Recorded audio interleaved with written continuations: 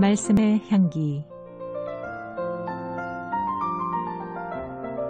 오늘은 경기도 김포시 믿음의 교회 신형섭 목사입니다.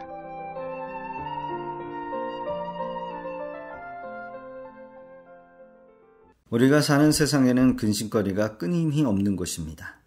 근심거리가 얼마나 많습니까? 환경이 주는 근심이 있죠. 일이 주는 근심이 있고 사람들로 오는 근심이 있습니다. 더 나아가 내 스스로가 만든 근심이 있습니다. 지금도 근심이 있지만 앞으로 생길 미래적 근심이 있습니다. 사람이 살아있는 동안 근심이 없은 적이 있을까요? 무슨 말입니까? 근심이 없으면 사람은 본질상 만들어서 근심을 한다는 겁니다. 창세기 22장의 기록을 보면 아브라함에게 근심이 찾아옵니다. 100세에 얻은 자녀 이삭을 하나님께 제물로 바치게 되는 것입니다. 아브라함에게 의지의 대상 100세에 얻은 자식, 그런데 그 자녀를 포기하라고 하십니다.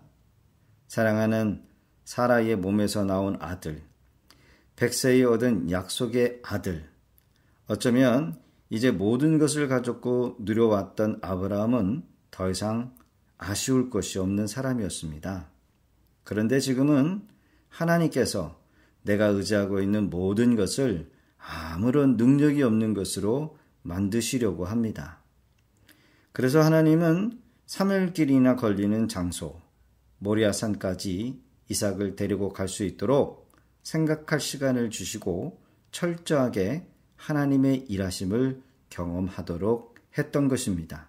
이 문제를 아브라함은 근심하거나 염려하지 않고 믿음으로 하나님 앞에 나아갔습니다. 그때 위기가 기회가 됩니다. 어쩌면 이 3일이 위기이고 근심할 수 있는 시간이지만 아브라함은 믿음의 말로 하나님을 더욱더 신뢰하며 나갑니다.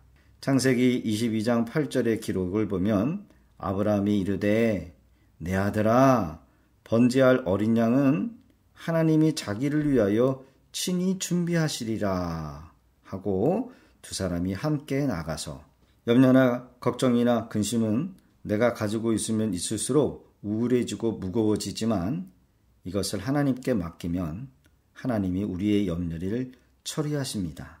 우리 하나님은 처리하실 수 있는 능력이 있으십니다. 지금 어떤 근심, 걱정, 염려거리가 있으십니까? 하나님께 맡기시기 바랍니다. 하나님께서 자기를 위하여 친히 준비하십니다. 하나님을 믿는 성도들이 해야 할 일이 무엇입니까? 염려 대신 할 수 있는 것은 기도입니다. 기도로 하나님 앞에 나가는 것입니다. 우리의 삶에 일어나는 모든 일, 근심될 일 앞에 하나님을 놓고 생각해야 합니다.